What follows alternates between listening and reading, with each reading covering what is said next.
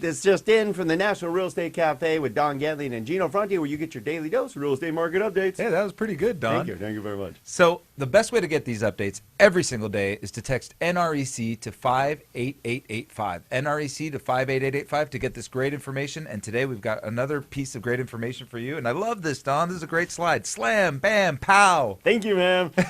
Everybody's thinking, well, what's that from? Batman in the days, but you younger folk are going, what the heck? Yeah, this is not a slide for millennials, but if you ever read the Batman comic books or watched the show, you know what those were. Basically, what these are is people's opinions. What is the opinion about the housing market potential bubble? We've been telling you over and over and over, because we know it causes a housing bubble, that we're not heading into one. But the media likes to spin things. So what really causes a housing bubble, Gino? Well, so, it's funny, right? At the end of the day, the bottom line is greed. That's what causes a housing bubble. It starts with, I'd like to buy a house, and you get the first-time home buyer that really wants the house for the right reason.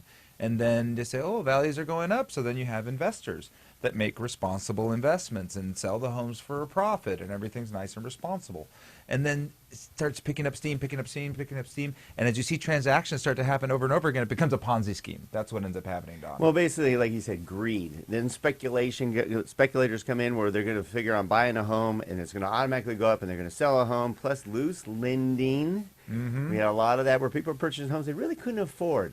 But then that made them buy the next home because they can actually buy the home without actually affording it, and so forth and so on. And like Gino said, because of Ponzi scheme and it's a bubble burst. Right now, we're going to show you some info that why they're saying there might be a bubble burst. This is the 1 month price change. But remember, we're in some of the hottest months of the entire year. So the media is jumping on the fact that nationally we're at 1.7% increase in prices in 1 month. Yeah, that would be astronomical, right? To have an 18 to 19% nationwide appreciation level, that doesn't happen. That would create a bubble if we had that, yes. on.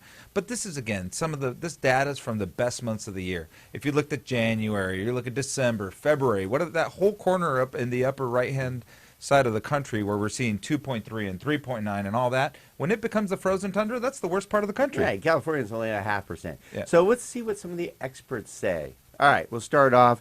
Wall Street Journal, Nick Tomorrow's, I guess. Predictions of the national home price bubble unfounded for now, according to data. We have, I don't really see it as a bubble. My view is that we are away from another housing price bubble. Jack Gutenberg, he's a professor of finance, at Wharton School of University. He pretty much knows these. These are all really smart guys, Don. I'm not even going to pretend that these guys don't know more than we do. They're economists. They're chief economists. And look, to have a bubble, you need to have construction rates higher than the perceived demand. This is really good, which is what happened in 2003 to 2007.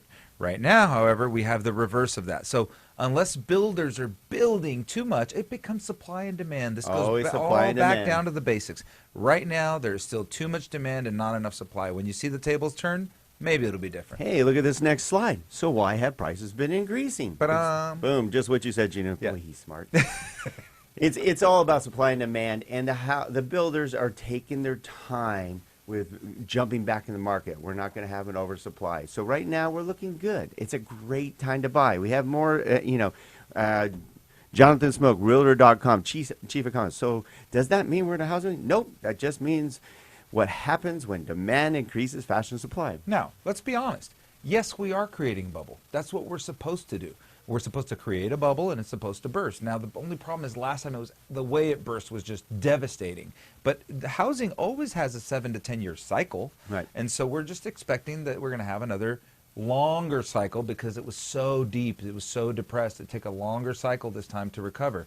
So are we in a bubble now? No. But do we need to keep our eyes open? Absolutely. We always, and that's why you need to tune in daily, because you see, we agree that there's no housing bubble now, but if you tune in daily to the National Real Estate Cafe by texting NREC to 58885, find out more on NREcafe.com to make sure you don't get caught in a bubble. We'll see you later.